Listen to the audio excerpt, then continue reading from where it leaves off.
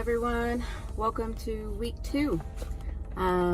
This week has started off a little bit rocky, but I'm excited because I'm starting to see a little bit of strength coming back, and me starting to prepare my mind a little bit better before workouts, before eating, things like that. So I'm excited. Week 2, our fitness tip this week is understanding self-doubts or challenging limiting thoughts when it comes to whether or not we can actually live up to the goals that we set for ourselves, which are very realistic goals.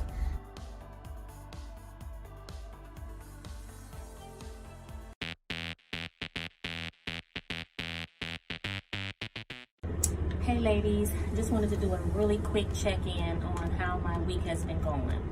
I have been scrapping up all different foods that have not been according to my meal plan, but I know I had needed to eat, so I'm just going with the flow.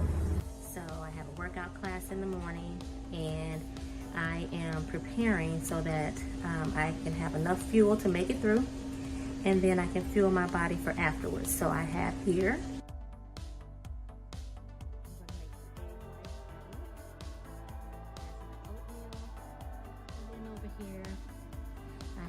fresh spinach, and then I'm gonna prepare and make a salad. I'm looking forward to what my partners have come up with so far this week. Hey, so now I'm feeling all bloated, feeling like I'm like 3 or 4 months pregnant. Just feeling bloated, but that's okay. I'm gonna get back on it.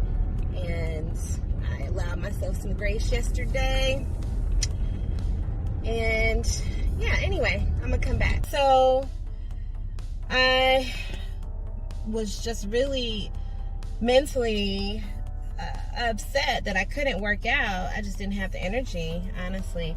And this was supposed to be a week of refocusing. So yeah, I just gotta get back to it. So hello everyone, my name is Decatur Webster, and although the challenge has been going on for some weeks now, I don't have a desire to go in and get anything healthy this time. Maybe I'll try to see if they have salmon or something on sale. I'll eat salmon all day if I have it. So while I don't have the desire to go in to get anything healthy, who knows what I'm going to come out with. I am trying to train my mind not to beat myself up because I'm not doing what everybody else is doing, but to go at my own pace.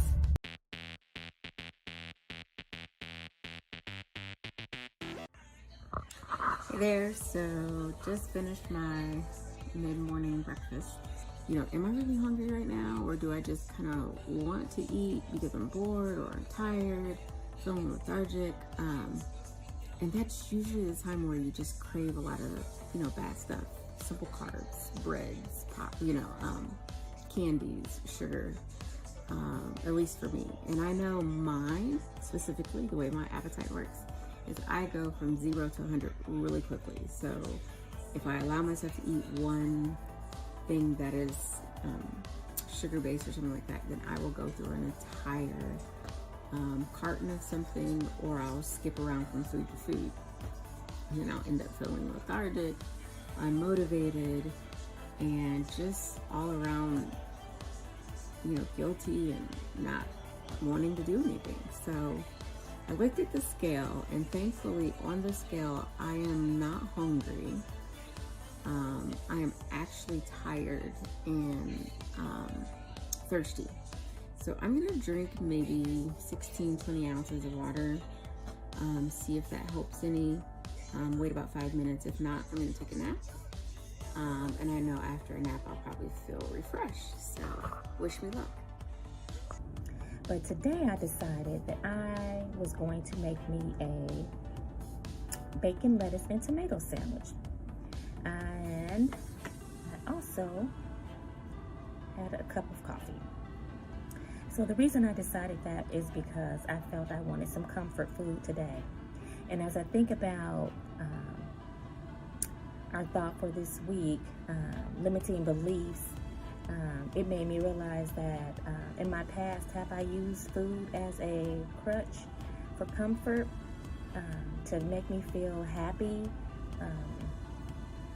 So that's something I need to think about this week. But also in my feed today on Facebook, I wish I had saw this prior to.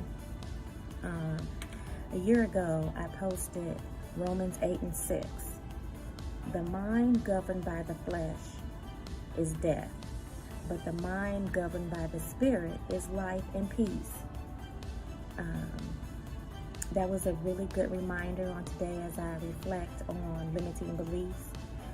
I chose the food that I chose today because I truly enjoy it, and I felt like it would bring me comfort. So it just makes me think about, how often as a child or even prior to my fitness journey did I use food as a crutch to make me feel good about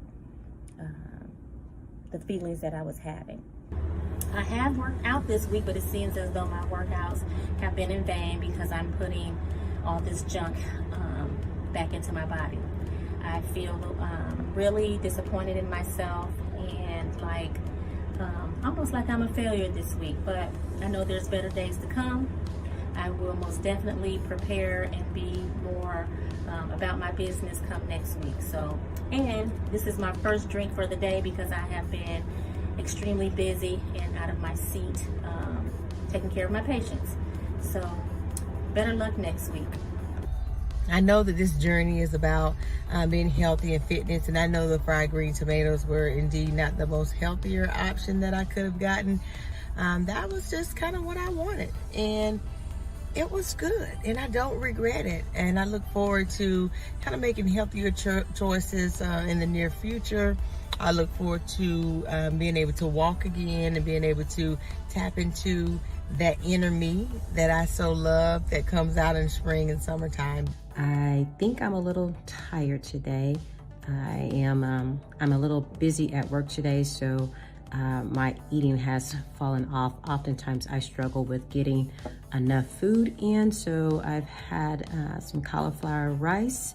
I had yogurt with granola and an apple. Clearly that's not enough food, so I'm going to have to step it up and just get right back on track. But again, oftentimes that's my struggle, is sometimes it's getting busy and not focusing on getting in enough calories to support my body and my workouts. This morning we get an opportunity to head over to one of the other accountability partners' home, Chandria Seaton. She is the one who has competed bodybuilding before, so she's been up this alley quite a few times, and is now getting back on board with the me versus me, getting her mind right. And I get an opportunity to go over and talk with her about getting back into the swing of things.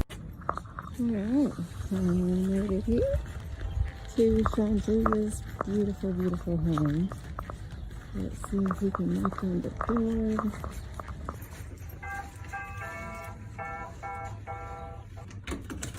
Hello! The crew is here. It's so good to see you guys in person. She come in the door like that. Come on, girl. Yes.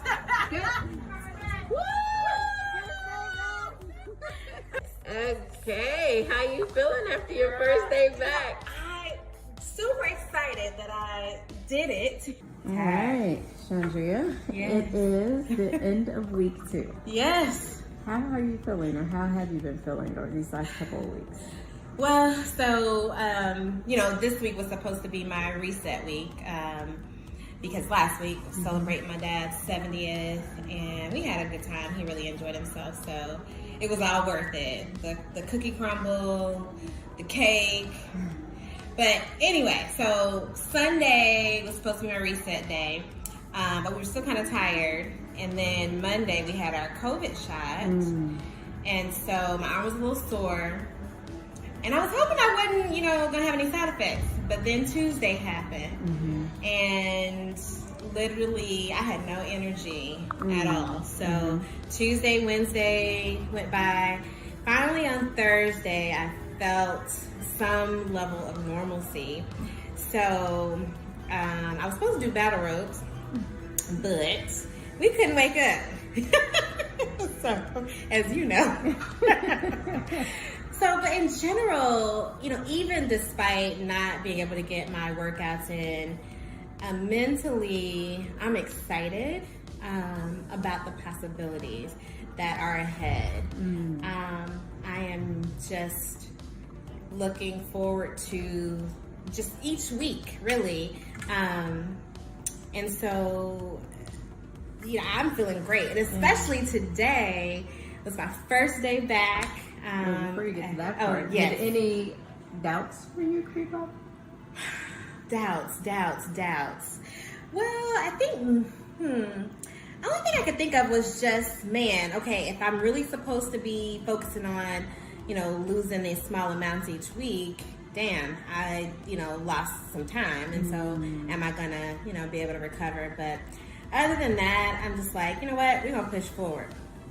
Because, you know, this is damn sure more than what I've been doing. So I'm excited about that. How does it make you feel to kind of restart this journey? Because you've competed before in several competitions. Yeah. And we're back here and things are starting to open up, get back to normal. You got your own gym in the basement, Yes. you know?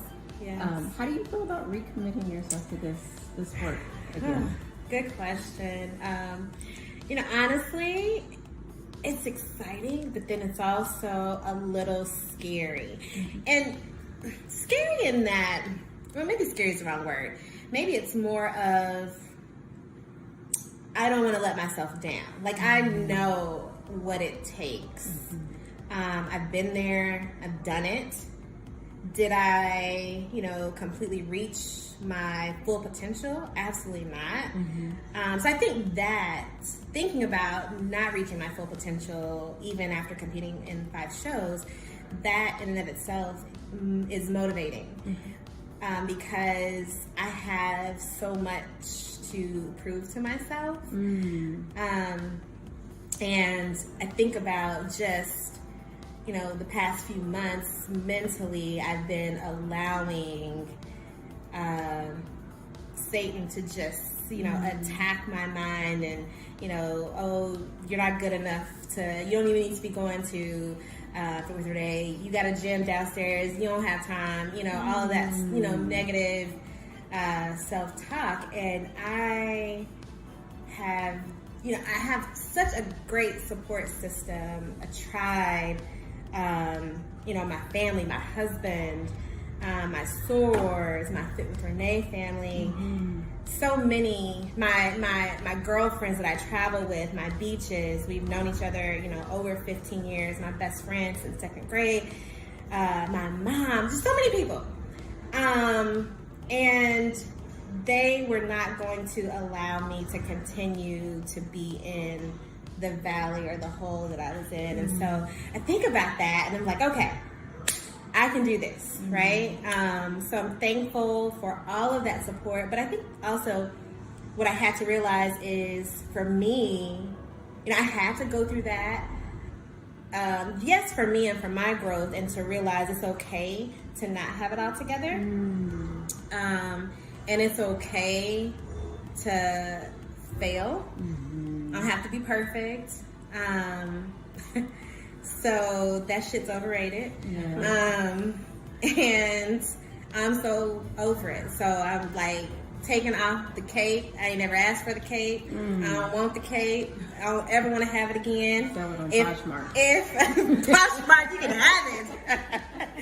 And if any of you ever see me trying to put on the cape again, you can kick me. Do something. Stop. So let me ask you, in those moments of maybe perceived weakness, where you have that fear of failing yourself or fear of disappointing yourself, what are some things that you not do, but mentally, how does that impact you? Physically, how does that impact you? When I have moments of perceived failing, how does that physically impact me?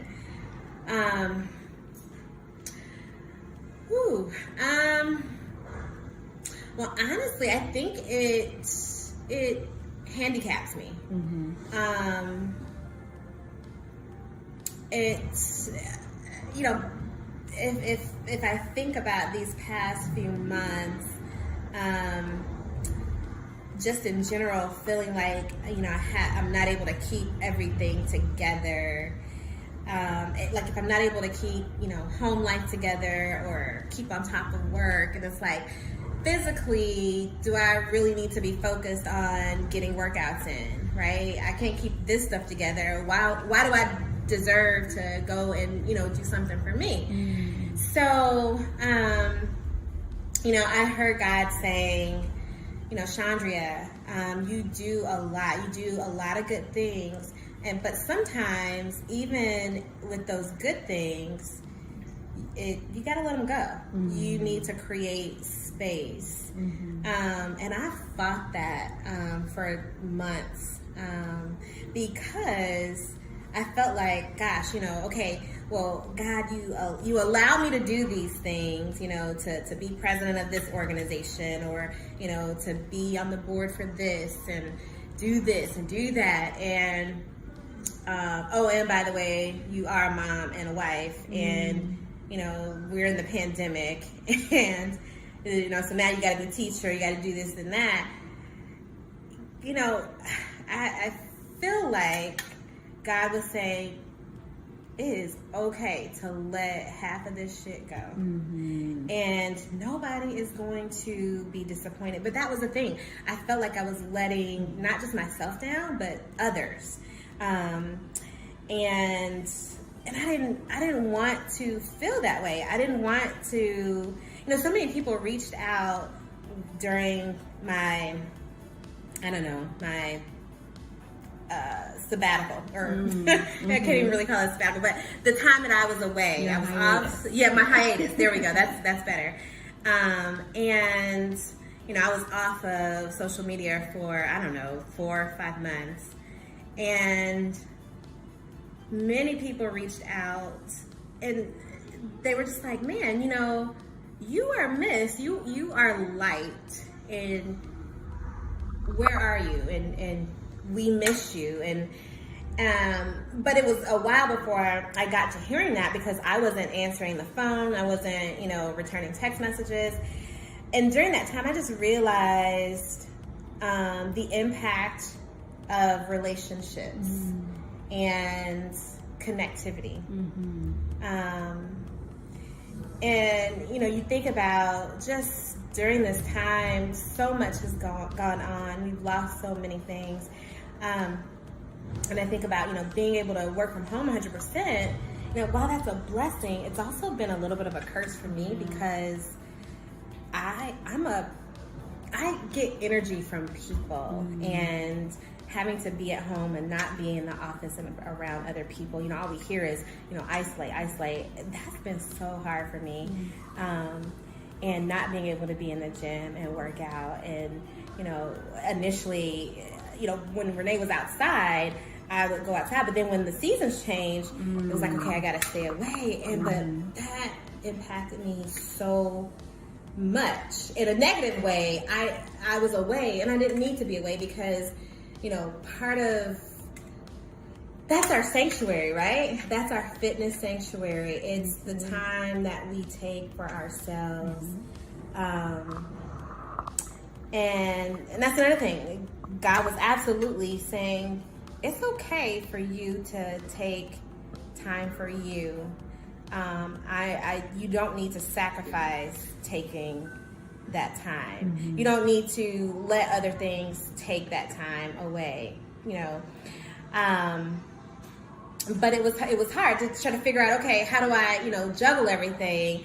And at the bottom line, really, he was saying, let stuff go. Say no. No is a complete sentence. N to the O, period. It's a complete sentence. I'm super happy that you brought up the idea of learning how to kind of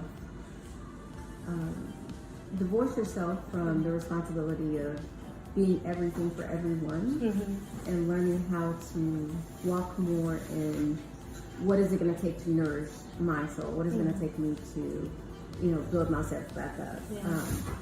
And when we get under the vices of something like fear, which fear is a tool of the enemy, right? And it's deceptive, Yeah. right? It makes you believe that if you do all of these things, if you're everything for everyone, then, things will be okay. So it's putting conditions on your okayness. When God says we are unconditionally and perfectly loved by Him. And so anything opposite of that, we're not operating in our true, authentic identities. And I'm reminded of that. And this is my encouragement. When Jesus told Martha, you do many things, but only few are necessary. How does that statement impact you? I got chills as you were talking and saying that. Because I also remember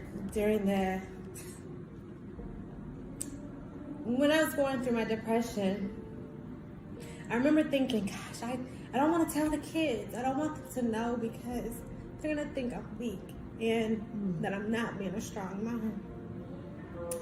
And I remember my husband saying, Chandria, it's okay. You need to tell them. He went through some hard times and he's like, I told them and they understood. And so, give them that. Don't let them think that life is, roses all the time. And so I remember, just telling them, Mommy's going through a really tough time. I'm having some depression and anxiety but it's not, I don't want them to think it was because of anything they had done or said or any of that. And I remember both of them, my daughter, she's sunshine, and she says, Mommy, you don't have to do it all. And my son, he is, he doesn't say a whole lot a lot of the times, but when he speaks, it's very profound and very well thought out, intellectual. And he's like, Mom, this has, been my freshman year of high school, and I've experienced, some hard times, and it's okay. We're in this together. So just hearing them, the Bible said the children will lead. And so I got so much strength from hearing from them. And when I shared that with them, it was a weight that was lifted. It was still hard because, again, it was, me being vulnerable and, not having it all together. But again, learning that it is okay. It's okay to not. Yeah, it's okay to not be okay. And I remember my girlfriend, who's actually, here now, Jo, she, I can tell you so many people called, and literally when I wasn't reaching out and calling back or texting back, people would come to my house. I mean, my tight girl, she came to my house. I hadn't, talked to her. She rolled up. She lives 45 minutes away, and she's like, so what's going on? What's going on? I mean, what we need to do, what do you need? What do I need to do? What's going on? And so I was just so thankful for her. And I think about, our accountability partner, Decatur, she has her own world and life of stuff, right? And, just such a dynamic woman as, all of you are. But she has her own things, yet she dropped everything, came to my house, is deathly afraid of cats. And it was like, I'm coming in. Not only did she come, she brought flowers. But here's the thing that was so sweet about that moment, the flowers that she bought. So I celebrated my 40th birthday just before the pandemic, a year before the pandemic. So thankfully, gosh, because that wouldn't happen. It was a big celebration, light, and the theme was Shine Bright for Shay. So all of my close friends and family, they know me as Shay. My colors were red, orange, and yellow. And those were the flowers that she brought over And the reason she did that was because she said, I want you to remember a happy time when you were at your best. You were shining. And so, I'm just thankful for all of the amazing people that are in my life that continue to remind me of God's love. It is so deep, so wide, so high. Absolutely. And to conclude, God talks about how perfect love casts out fear. And I think through your experience of these relationships and how they kind of came back and showed you who you really were, and where you're really headed, and who you are in the kingdom even, it seems to stand true as a testament for you during the tough time. Yeah, absolutely. Well, thank you so much for being a part of the Me versus Me, and I'm hoping that it will add on to that experience of learning how to have not only outside relationships provide that for you, but your own relationship with yourself. Yeah, so absolutely. thank you, Chandra. Thank you.